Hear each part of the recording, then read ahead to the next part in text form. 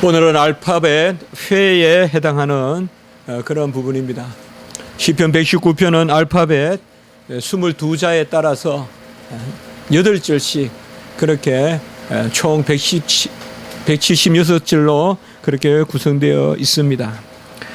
오늘 시편에서 우리가 이 단락만 가지고 시편 전체를 동시에 논한다는 것은 어려움이 있지만, 그러나 어쨌든 이 119편은 이렇게 8절씩 한 단락이 한 작은 시편으로서, 하나의 작은 시로서 의미가 있습니다. 가장 전형적으로 나타나는 세 가지, 바로 나의 현실이 어떤가, 그리고 하나님에 대한 고백이 무엇인가, 그리고 간구, 무엇을 하나님께 구할 것인가. 오늘 이 8절의 말씀에 이 세 가지가 잘 들어 있습니다. 시편은 객관적인 하나님의 말씀을 기록한 그런 영감된 말씀이지만은 가장 기도하는 심령, 내 안에 깊은 것을 하나님께 올려드리는 그런 말씀을 담고 있습니다. 그러므로 특별히 이 시편에는 하나님 앞에서의 내가 처해 있는 모습, 그리고 나는 하나님을 어떻게 고백하고 있는가, 내 심령에 새겨진 하나님에 대한 그러한 믿음, 이런 것들, 그리고 이제 무엇보다도 시편은 우리가 자주 나누듯이 바로 기도의 말씀을 담고 있다. 그래서 기도의 어조로 시편이 기록되어 있다. 그래서 세 번째는 기도, 이렇게 우리가 생각해 볼 수가 있습니다. 시라는 것이 그렇지 않겠습니까? 내가 처해 있는 현실, 사방의 적이 나를 우겨쌀 때도 있을 것이고, 또 하나님이 나를 깨닫게 하셔서 깊은 그러한 감사와 희락이 있을 때도 있을 것이고, 또 간혹은 애통함이 있을 때도 있을 것이고, 하나님 앞에서 내가 처한 모습, 그리고 그 가운데서 우리가 아주 미묘한 내 자신을 드러내놓을 때, 나는 누구인가를 드러내놓을 때 그 전제가 뭐겠어요? 자식은 아비 앞에서 드러내잖아요. 딸은 어미 앞에서 드러내잖아요. 바로 우리가 우리 자신을 드러내는 것은 고백을 전제하거든요. 그분이 누군가를 고백하기 때문에 우리가 우리 자신을 드러낸다는 거죠. 그래서 시편에서는 시편 기자가 자기 자신의 형편을 드러낼 때 그때는 필히 고백이 따른다는 거죠. 당신은 나의 주시고 나의 방패시고 나의 바위시고 나의 산성이시고 나의 빛이시고 등이시고, 당신은 영생이시고 당신은 나의 처음과 끝이시고 당신은 나의 아버지시고 만물의 창조주여 섭리주시니까 내가 당신 앞에 이러한 모습으로 있나이다. 그렇게 나의 현실을 토로하고, 그리고 이제 자연히 그러면 우리는 하나님께 무엇을 구할 것인가. 그래서 오늘 이 시편도 이러한 모습으로 우리가 8절을 한번 나누어서 살펴보는 것이 조금 유익하지 않을까 생각해 봅니다. 먼저 시편 기자가 처해 있는 현실을 우리는 129절과 131절과 136절을 통하여서 살펴볼 수가 있습니다. 129절에 보면 주의 증거들은 놀라움으로 내 영혼이 이를 지키나이다 라고 이렇게 말씀하고 있습니다. 1차적으로 시편 기자는 주의 증거들이 놀라움으로 내 영혼이 주의 증거들을 지키니이다 라고 이렇게 말씀하고 있습니다. 증거들이라는 말은 여기서는 에다 혹은 에두트 이런 말이 계속 나오는데요, 여기서는 에두트라는 말이 사용됐습니다. 증거라는 것은 하나님의 말씀이 내 인생에서 확실히 그러하다라고 아멘으로 드러나는 것. 그래서 간증이라고도 볼 수 있지만은 단순히 인생의 체험을 넘어서는 바로 살아있는 하나님의 말씀, 역사하는 하나님의 말씀으로서의 증거. 믿음은 바라는 것들의 증거고, 또 우리의 증거는 삼위일체 하나님이 친히 우리의 증인이시거든요. 우리는 하나님 앞에서 무슨 일을 당할 때 증인을 대보라 이렇게 말하면 하나님이 증인이에요. 그 어찌 증인이 하나밖에 없나 그렇게 물으면 아니야, 성부 성자 성령 세 위격이 증인이야. 우리가 그렇게 말하면 돼요. 아들도 이 땅에 오셔서 예수 그리스도도 아버지가 증인이라고 하셨거든요. 그리고 하나님은 스스로 증거하시기 때문에 우리 예수님은 증인이 필요 없다고 했어요. 스스로 자신이 자신에 대한 증인이시고 또 위에 계신 아버지가 증인이시기 때문에. 그래서 하나님이 우리에게 행하시는 일들, 이 에두트 혹은 에다, 이 증거라는 것은 이미 법이에요. 뭐 이럴 때는 이렇게 행하고 저럴 때는 저렇게 행하고, 우리 인생은 그렇게 상황에 따라서 변덕스럽게 행하지만은 하나님은 아주 자로 잰 듯이 우리에게 역사하시기 때문에 주님께서 우리에게 증거들을 베풀어 주시는데 그 증거들이 놀랐다라고 이렇게 사용하고 있어요. 여기 놀랐다라는 말은 페리라는 말이에요. 페리라는 말이 우리가 성경에서 보면 크게 두 군데 나와요. 바로 기드온의 아비에게 나타났을 때 페리, 기드온에게, 그리고 기묘다 말이에요. 그 다음에 이사야 9장 6절에 보면 기묘다 묘사다, 전능하신 하나님, 영존하신 아버지, 평강의 왕, 바로 기묘, 바로 예수 그리스도가 우리가 기묘다. 여기에서 페리라는 그러한 기묘라는 말을 썼어요. 나를 향하여 행하시는 하나님의 말씀의 역사가 기묘하다. 페리. 여기 기묘하다는 말은 뭔가 하면 미래에 되어질 것을 영원 전에 정하시고 지금 확증하는 것. 그러니까 우리는 미래에 되어질 것을 지금 확증하는 거예요. 이게 믿음은 바라는 것들이 실상이란 뜻이에요. 바라는 것은 미래예요. 그러나 그것은 이미 창세전에 정하여진 것이에요. 그 페리라는 말은, 기묘라는 말은 창세전에 정하신 미래에 되어질 것을 지금 우리에게 확정시켜 주시는, 그것이 바로 주의 증거들이라는 것이에요. 우리는 꼭 새하늘과 새 땅에 가야 새하늘과 새 땅을 믿는 것이 아니라는 것입니다. 꼭 내가 부활이 되어야 부활을 믿는 것이 아니라는 거예요. 이미 이 현 세대에 우리는 믿음을 가지고 믿음의 주여 온전케 하시는 예수 그리스도를 바라보고 친히 기묘가 되시는 창세전에 작정한 구원의 역사, 마지막 구원의 완성을 이 땅에서 다 이루시고 우리에게 그 구원의 역사를 이루어 주시는 주의 증거들이 기묘하다, 놀라움으로 내 영혼이, 우리는 영혼이다 이러면 먼저 생각, 사상, 사고를 생각하지만 히브리어로 영혼이란 말은 네페시, 생명을 뜻해요. 내 생명이, 많은 경우에 영혼은 생명이에요. 내 생명이 이 주의 증거들을 지키니이다라고 이렇게 말씀하고 있습니다. 시편 기자는 먼저 자기 자신의 처한 상황에 대해서 말하고 있어요. 주의 증거들이 기묘함으로 내 생명이, 사실상 우리는 생명의 언어를 가져야 됩니다.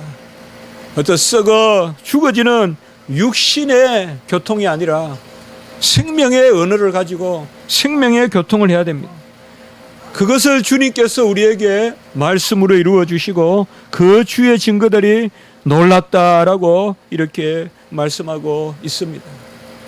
주님이 우리에게 행하시는 그 간증은 그저 경험이 아니라 하나님의 법이 될 줄 믿습니다. 하나님의 법과 같이 변함이 없습니다. 한번 나에게 행하신 그분은 그대로 행하십니다.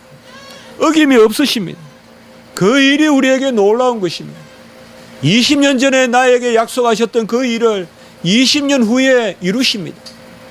그러니 그 행하심이 기묘다, 놀랍다. 그러므로 이러한 기묘에 우리가 반응하는 것이 바로 네페시, 생명이 된지라. 우리가 창세기 2장 8절에 생기를 부르느니 생명이 된지라. 그때 네페시, 살아있는 영, 생명. 두 번째는 131절에 보면 두 번째 이 시편 기자의 어떠함은 내가 주의 계명들을 사모함으로 내가 입을 열고 헐떡였나이다 라고 이렇게 말하고 있습니다.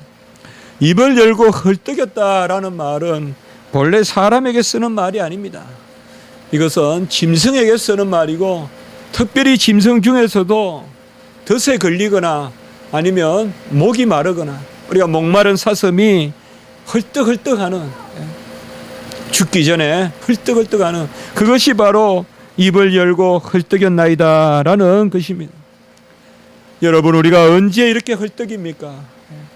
우리가 무엇을 위하여 열심히 쫓아가고 무엇을 위하여 우리가 호흡을 가쁘게 살아갑니까? 시편 기자는 다른 것이 아닙니다.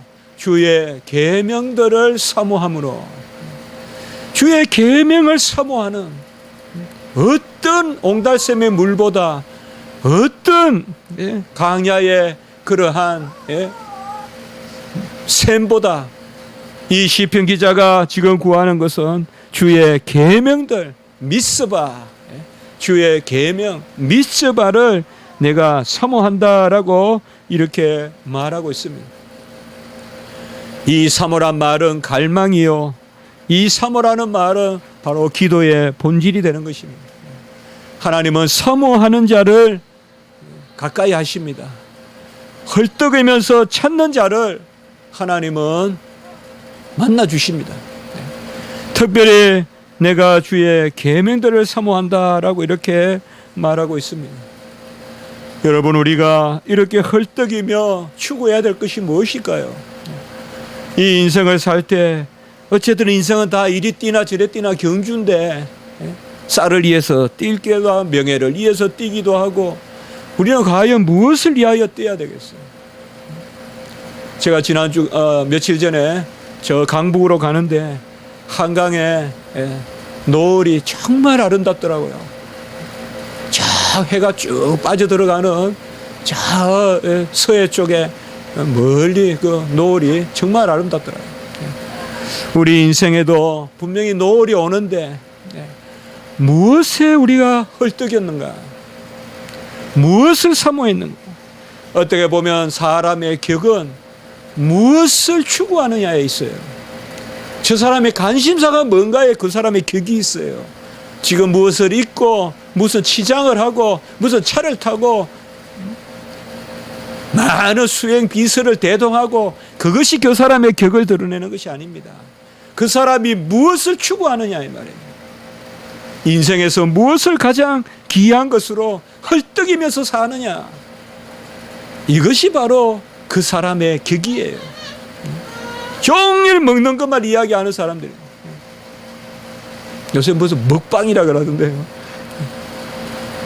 하여튼 저는 집에 설거지하면서 TV 보는 게 다인데, 그때 맨날 먹방만 하거든요.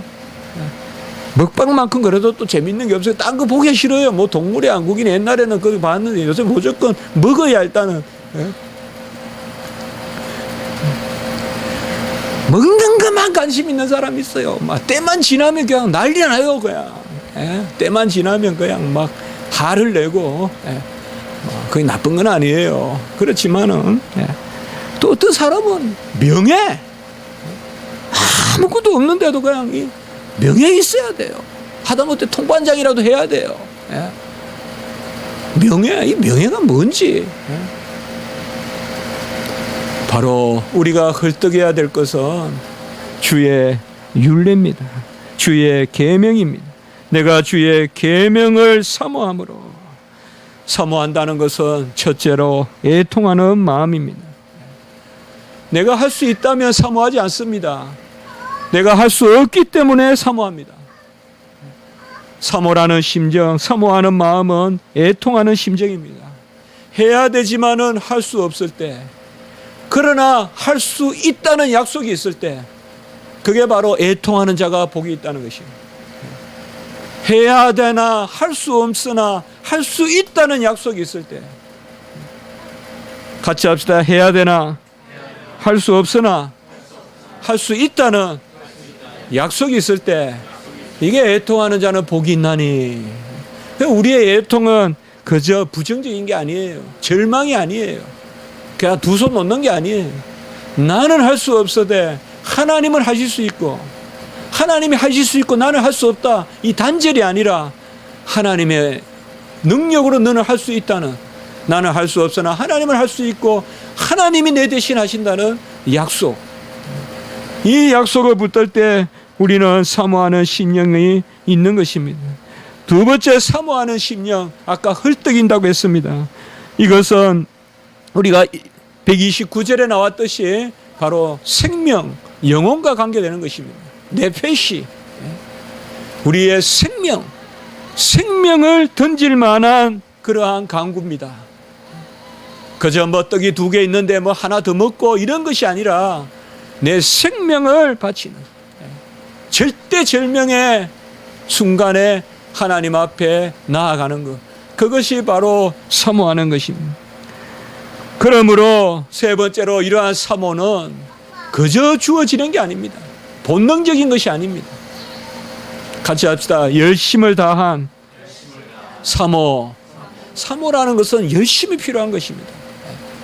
땀을 흘려야 사모하는 마음이 있어요. 그저 그냥 앞비누로 푹 찌르니까 소리 지르는 그 사모가 아니에요. 사모하는 마음은 애통하는 마음이요, 사모하는 마음은 내 생명과 관계되는 마음이에요. 내 생명을 거는 마음이에요.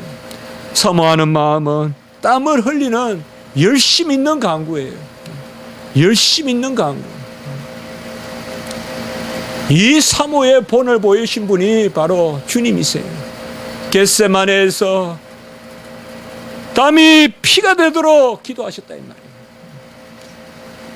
이렇게 기도하신 분 있으면 하나님 앞에 어렵다고 손드세요.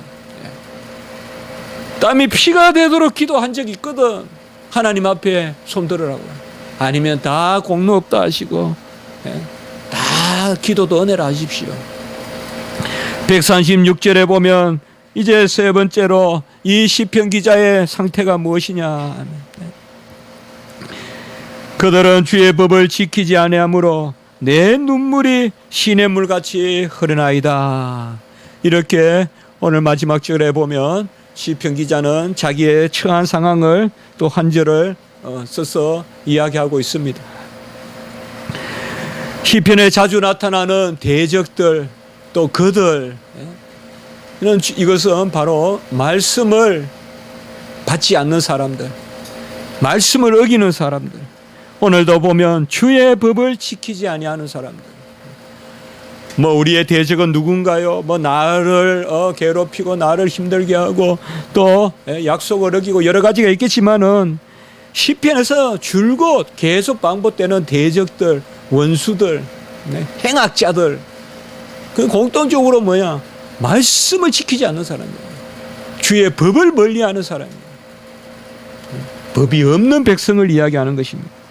그들이 주의 법을 지키지 아니하므로 내 눈물이 시냇물같이 흐르나이다 라고 이렇게 되어 있습니다.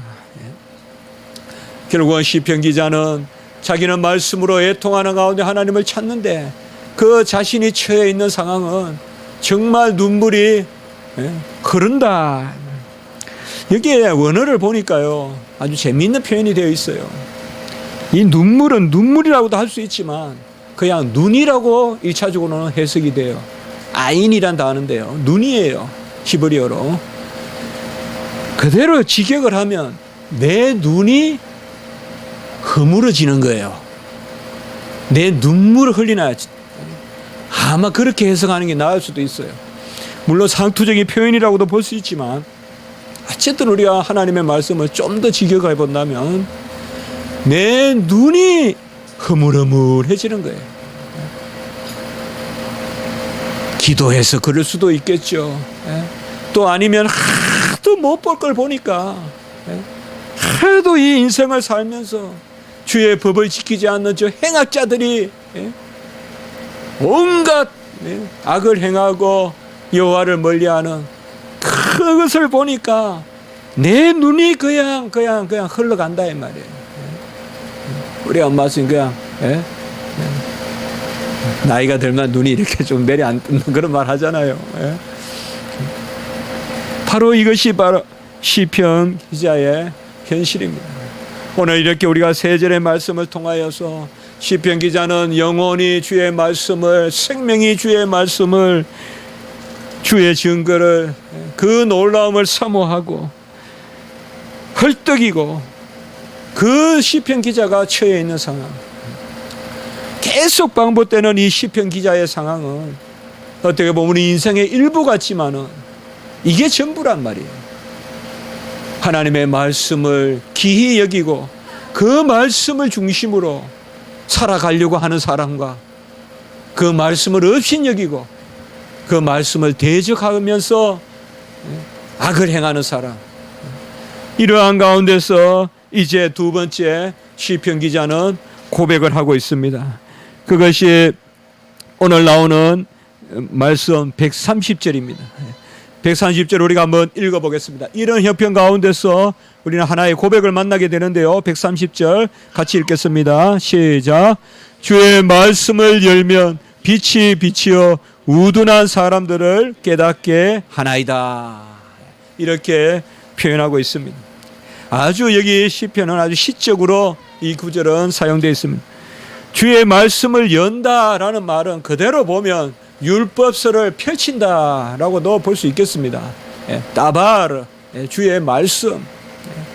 이 말씀을 펼치면 빛이 비친다. 세상에 이런 책이 어디 있어요? 말씀을 펼치면 오르, 히브리 말로 오르는 생명의 빛이에요. 이 생명의 빛이 책에서 나온다 이 말이에요.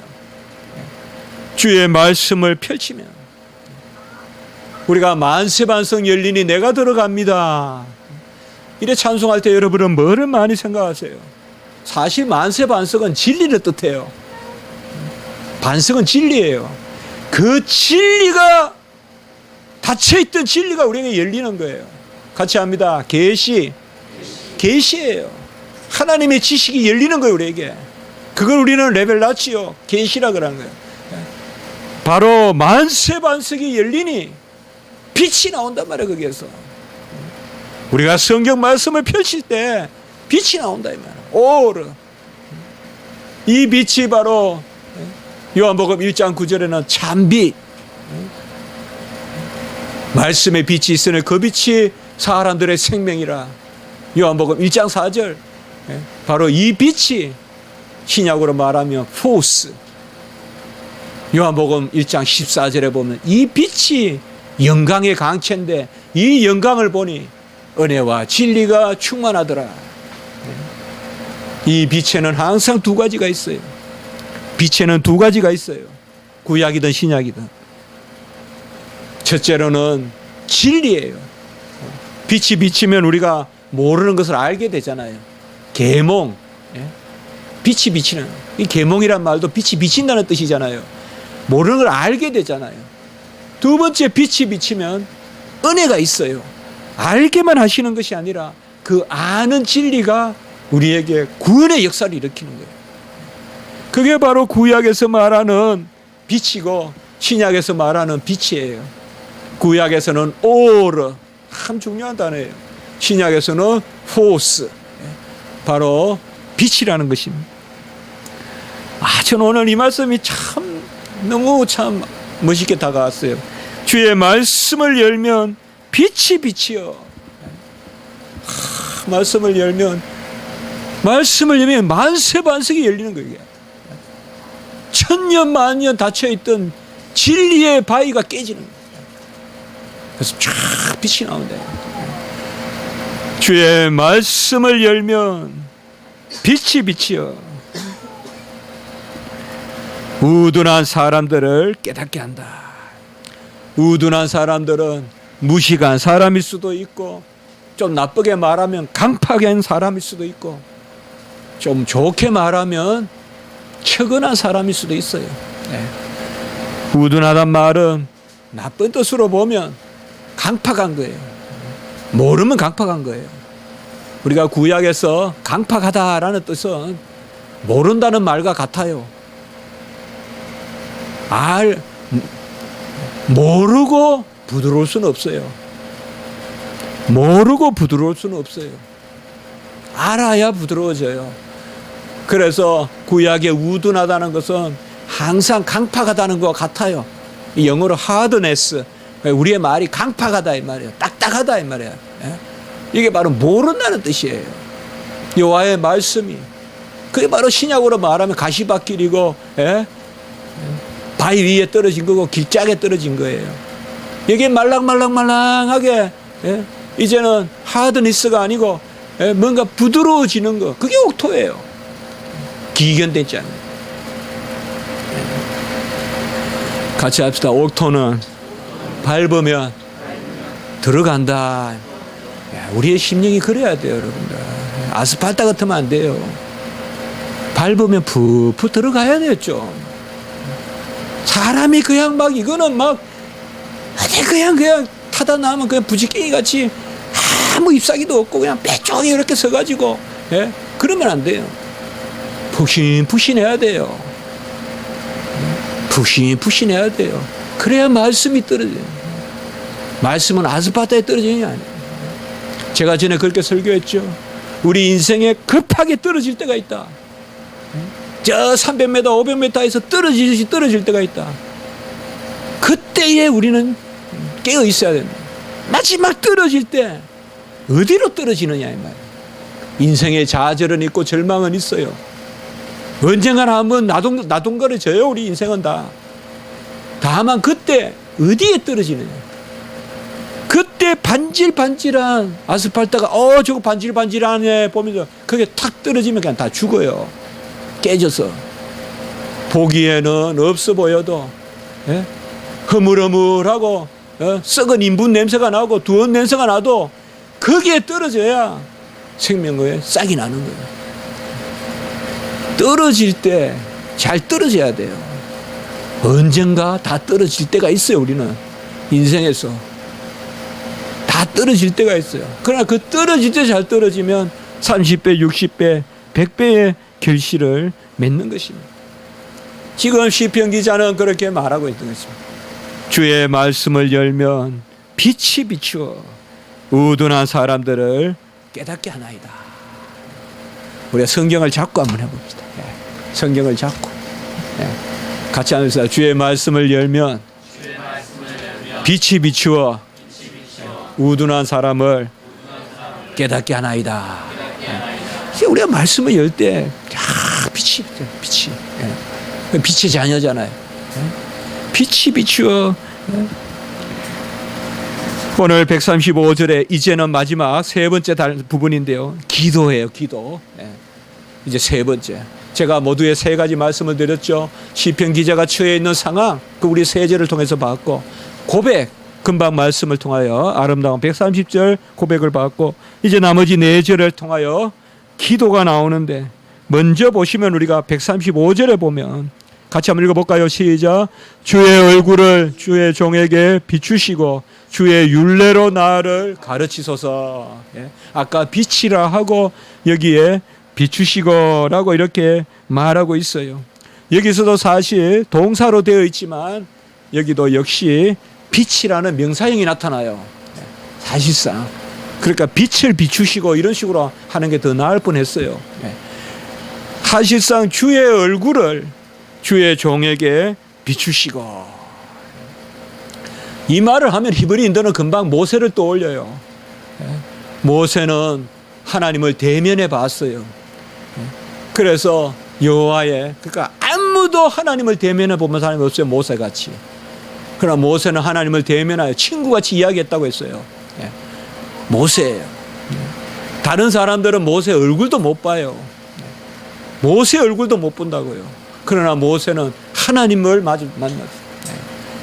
그 빛이, 그래서 주의 얼굴을 종에게 비추시고, 우리가 고린도후서 4장 6절에도 보면 예수 그리스도의 얼굴에 있는 하나님의 영광을 아는 빛을 우리에게 비추시고, 그 기도로 되어 있어요.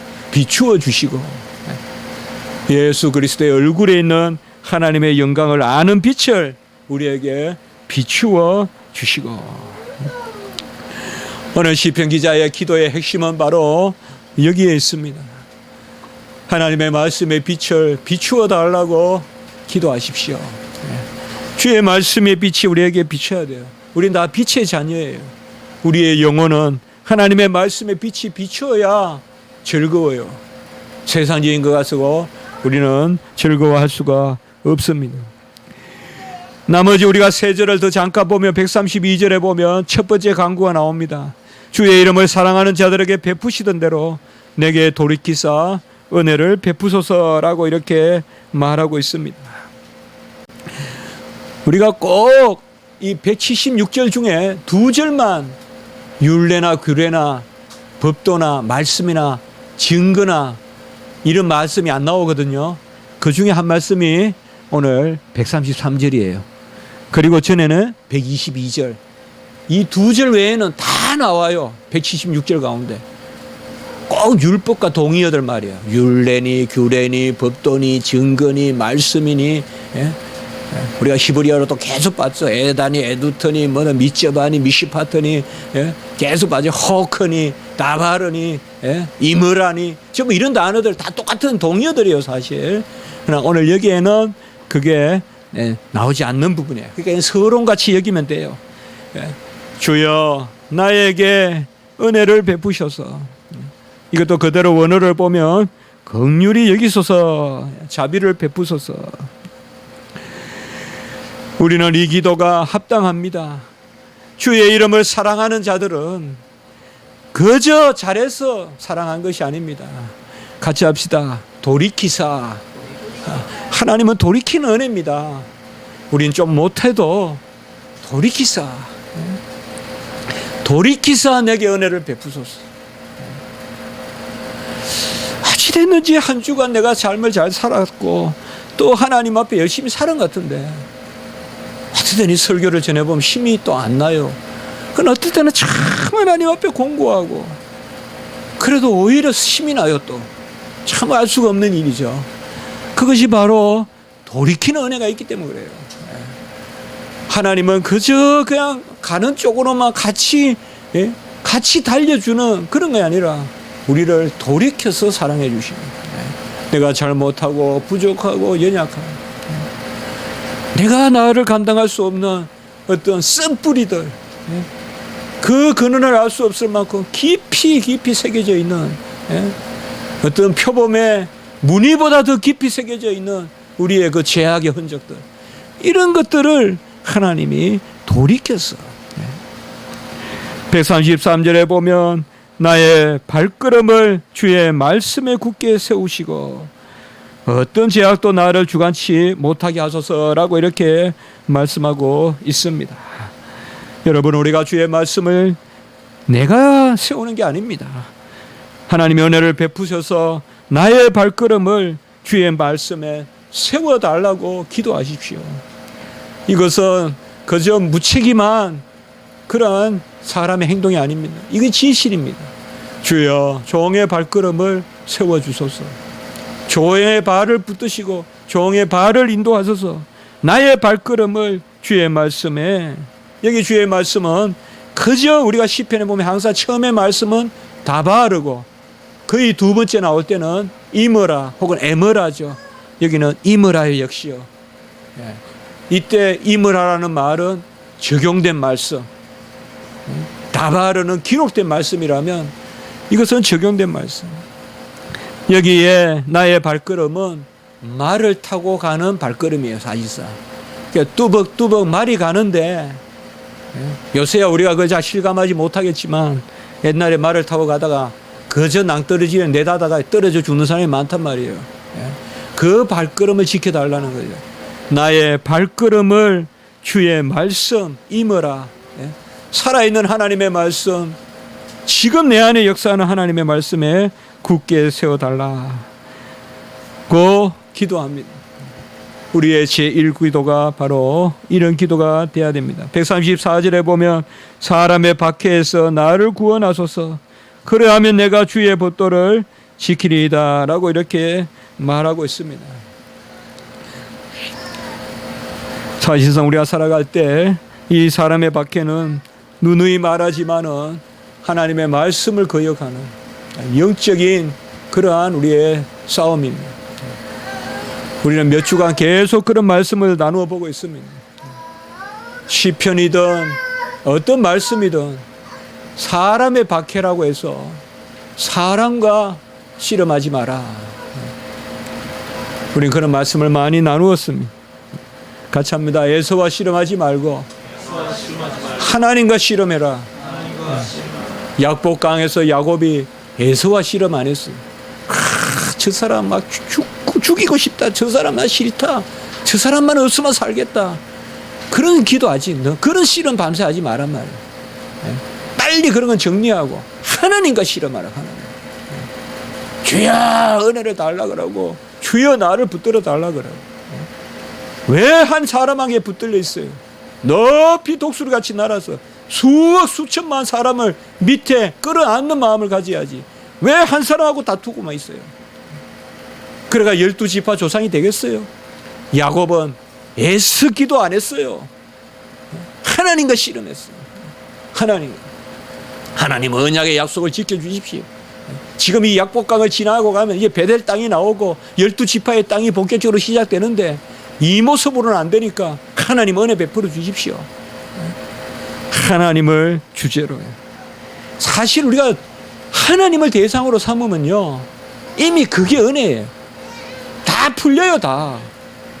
어떤 일이든 어떤 사람의 일이든 어떤 사건적인 일이든요 하나님 앞에 가져가는 순간 그냥 일단 한 90% 풀려요. 그냥 일이 그럼 별거 아닌 게 돼버려요. 내가 하나님 앞에 그 일을 가져가는 순간 벌써 별거 아닌 게 돼요. 그런 거 많이 체험이 되더라고요.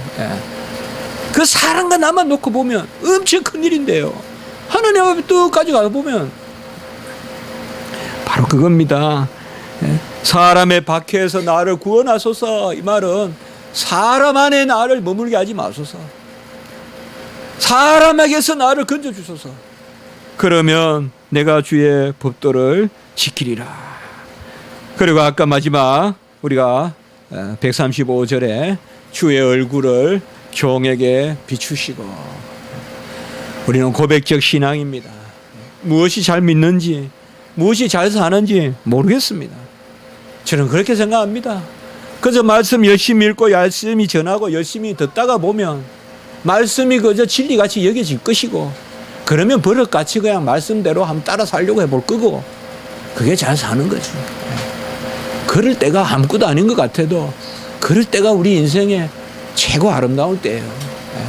말씀 열심히 듣고 기록해보고 또 그 말씀 새겨보고 뭐 그러다가 좀 따져보기도 하지만은 그게 우리 인생의 가장 아름다운 시절이에요. 여호와의 얼굴에 있는 예수 그리스도의 얼굴에 있는 하나님의 영광을 아는 빛을 우리에게 비추어 달라. 오르 포스 빛을 비추어 달라.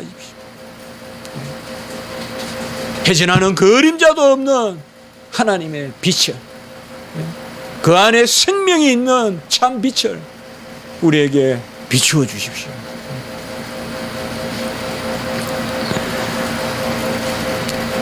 주의 말씀을 열면 빛이 비추어 우둔한 사람들을 깨닫게 하나니. 한번 기도드리겠습니다. 거룩하고 자비로우신 하나님 아버지, 우리를 말씀의 백성으로 삼으시고 말씀을 맡고 말씀을 수종들게 하시니 참으로 감사합니다.